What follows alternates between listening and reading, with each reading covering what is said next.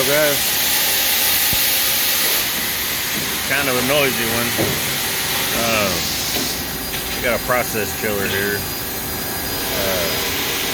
Everything looks normal, except we were doing some PMs and I found this guy actually trips the low pressure switch. It's not locking it out, but it's short cycling.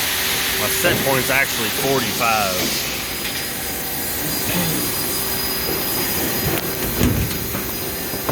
So it'll run for a few minutes. Pump is running.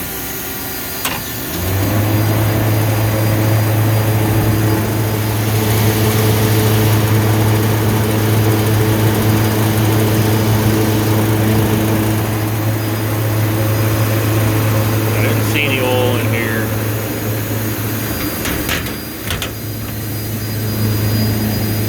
Everything looks fairly normal on it other than the low pressure tripping.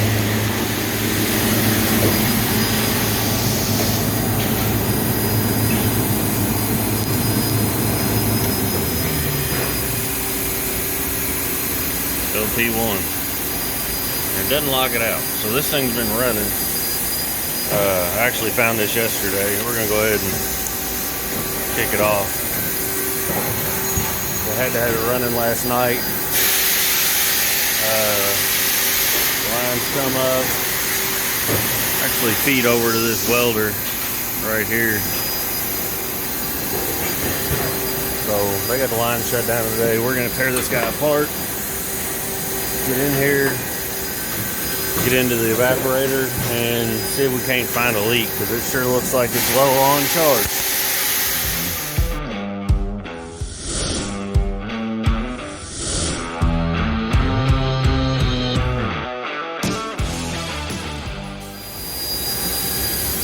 So my evaporator is going to be in here.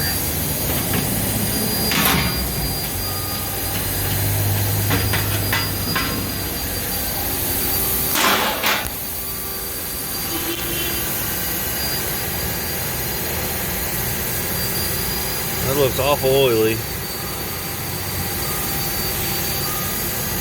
So this is a glycol solution. I try to save as much of it as I can. I've got I don't have any more glycol, so I'm going to try to drain it into my bucket. Might have to get a hose because this is awful low. But if I can drain it down past that copper, I can leak check everything. Get my detector out and just stick it in here and see if it goes off for right now.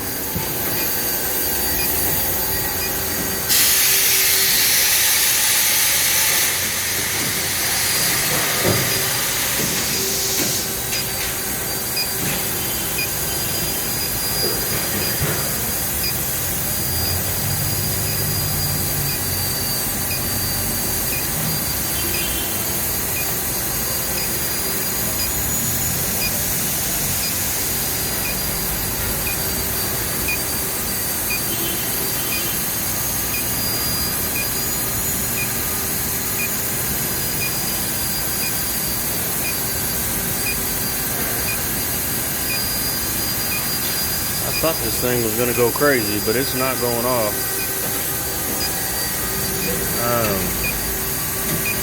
It's very hard to tell, even though this is, sealed fairly well. I've got so much oil in the air just from all the weld dust and everything else. I mean, there's oil everywhere in this place. And you can see just in the bottom of this pan, this isn't oil from the chiller. This is just like a greasy, oily stuff. So we could have a water flow issue, even though I had water flow. I'm pretty sure this thing's going to be low. This line was feeding. There's no strainer. I don't see a strainer. So there's nothing that should be stopping water flow unless, it's just built up in the lines and stuff, which this is a closed loop. It goes, like I said, straight over to that welder and then comes back and I was getting water back on my return line. So I know my pump's moving water. The question is how much water. I don't have a pressure gauge or anything else to be able to tell exactly how much water I'm moving. But I know it's moving some water. I'm getting pressure out of this line here too, so I know it's moving something.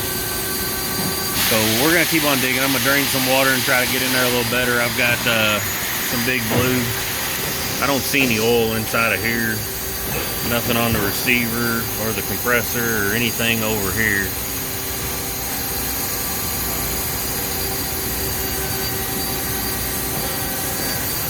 Should have a king valve in here somewhere. That might be the only one.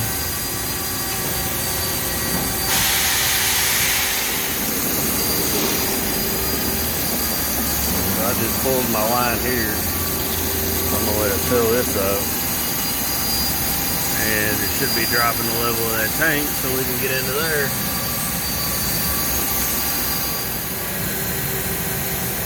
So I can't see anything like actually moving. I'm getting a lot of these, but I think it's just from it sitting there. My water level raised up a little bit as well. You can see I started coming back up, so I'm going to try to drain a little more and get some Big Blue in there and see if any of these bubbles that I'm seeing are actually actively leaking, like small micro clusters. But I haven't seen any move. I've been looking at it for a while now, and I got no hits. I got no hits anywhere in here with my electronics.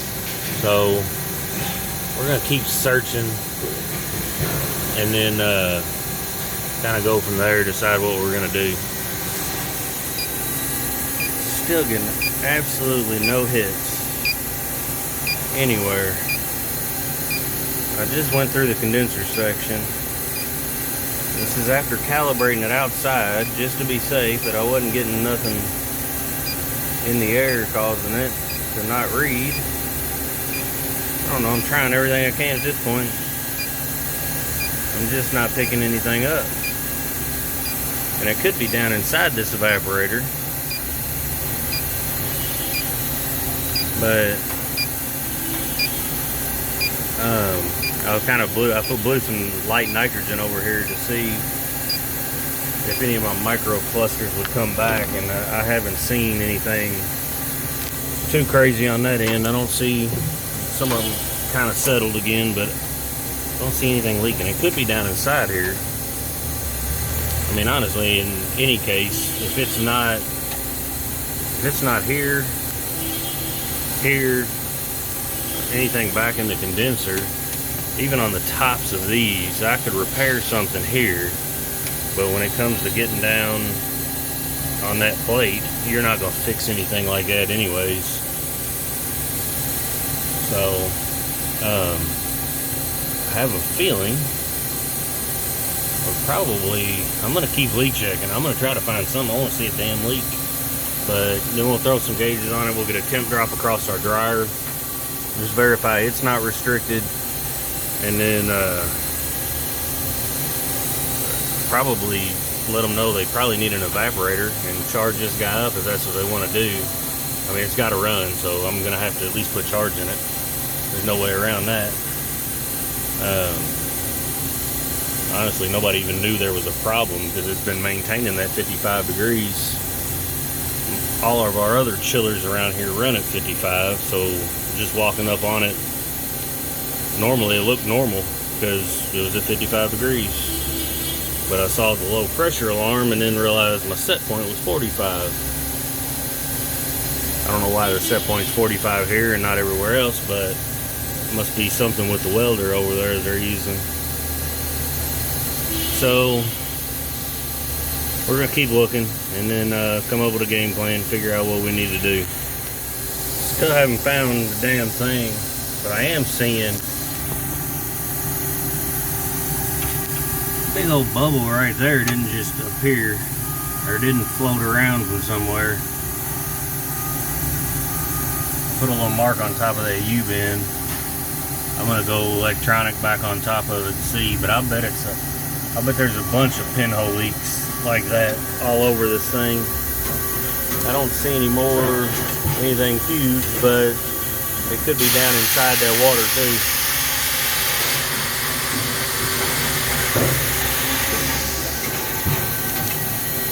So we let it sit a little while longer. I'm still getting nothing. I went over it again with the electronic. I'm not getting anything, so we're gonna go ahead and charge this guy up. It's got to run. This is R22, and it holds 8 pounds.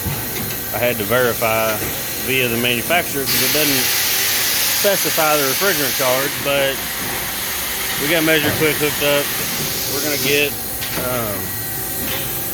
our hoses back down in here where they're supposed to go. That's my return hose. Get those hoses in there, and we'll be able to start this guy up and see where we're at.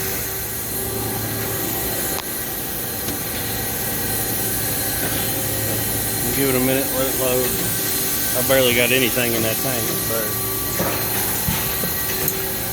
we're gonna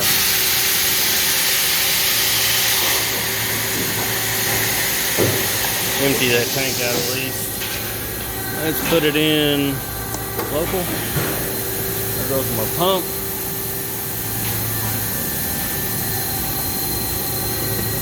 Give it a minute, we ought to cycle.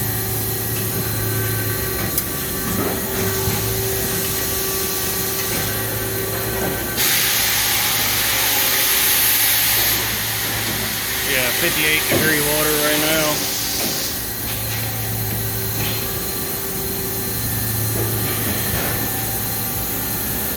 I do have it across my dryer. See where we're at.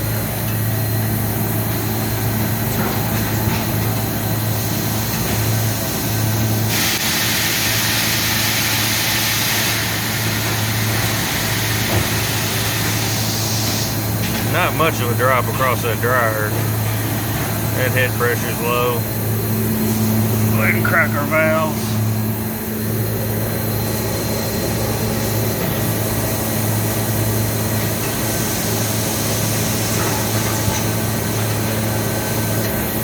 I ain't gonna get anything out of there.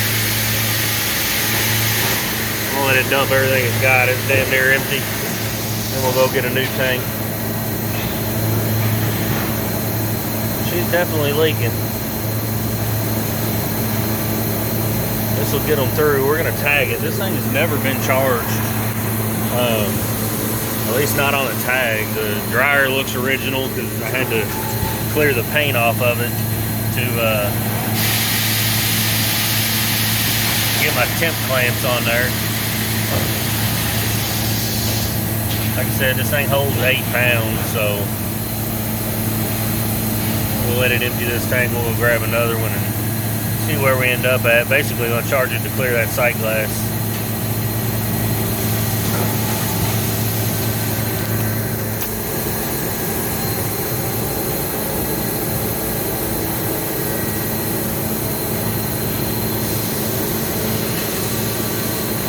So we got our new tank.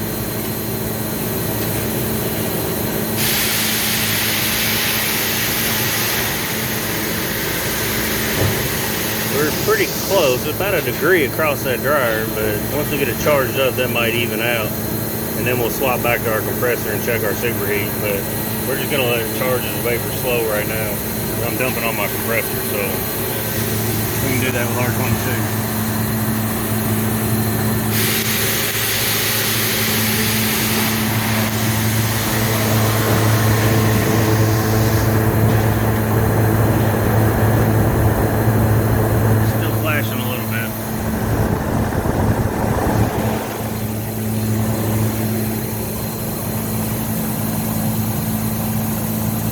Better.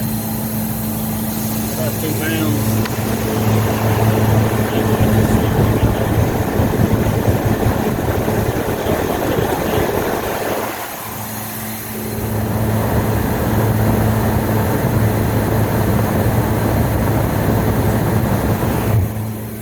She's almost full. We can see our liquid line evened out. Looking a whole lot better on our head pressure. Won't know where my suction's at until I get turn my valve off, but it's feeding in slow. It's going to be pretty close. So I'm a 31 degree evaporator. I'm at 53 degrees, which is lower than it's been. It wouldn't maintain but 55 previously. So that's about 20 degrees difference on my saturation. We're gonna get the sight glass cleared.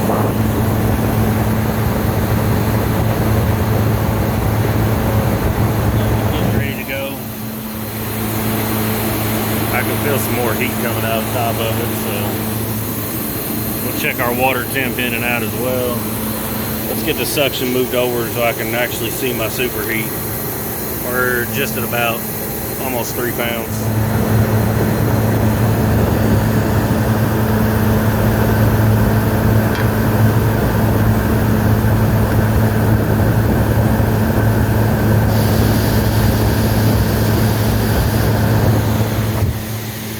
Pretty much cleared.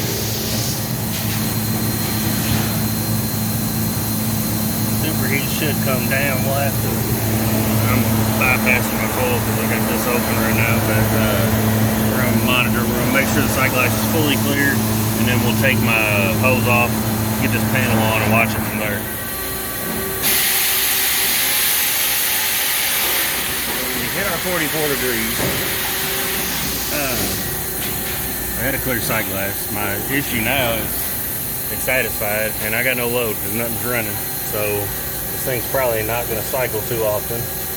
So we're going to let it sit for a little while. We might shut it off, come back, go do some other stuff we got to do around here, and just check on it. But my superheat was in a normal range, that 18 to 20 mark. It'd be better if I could have some load on it and see it cycle. But we're going to watch it. I think we're going to be good. We got the sight glass clear. We know we got some issues here. So we're going to go ahead and tag it, and we'll let them know. We'll keep an eye on it. We just started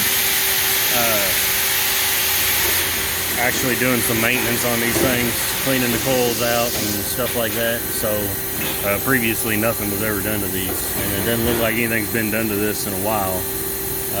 So I think it's just a slow leak, and we'll have to tag it and see how long it takes to leak out again. Keep an eye on this sight glass. I've warmed it up a bit.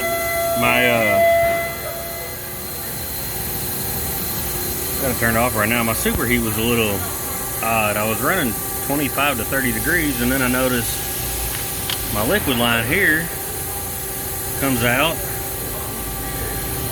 I've never seen this before. I'm guessing it's some kind of subcooler. When my liquid line comes out and goes into here on my suction line, and then back out the top. Try to get it to focus, and then back out the top into my dryer, and then over to my expansion valve. So I'm guessing it's some kind of subcooler. Let me know in the comments what if you guys have ever seen this, but it's got to be what they're doing. So I was reading my suction line temp here. I'm gonna have to get up here, actually wear my TXV bulb mount so I can get a more accurate reading.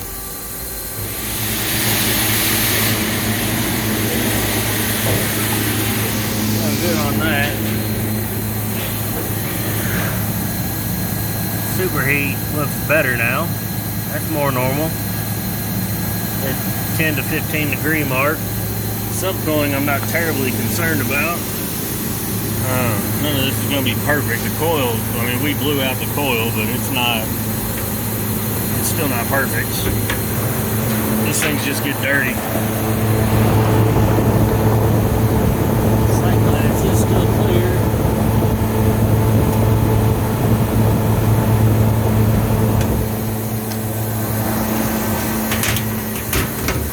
So we're good there. Put about 5 pounds in it, so a little over half the charge. we're gonna let them monitor this thing. Like I said, we'll tag it, see where we go from there. But all my readings are within range. That TXV is still fluctuating, trying to find its way, but we're not freezing up anymore.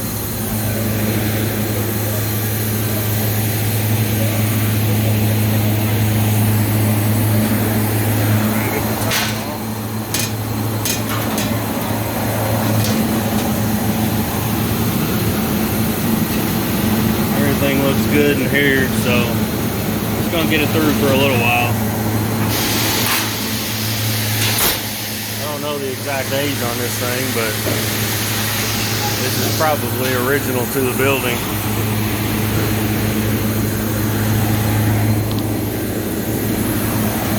We're dropping temp quick. Water lines feel good. I'm gonna get a temp drop on the water too.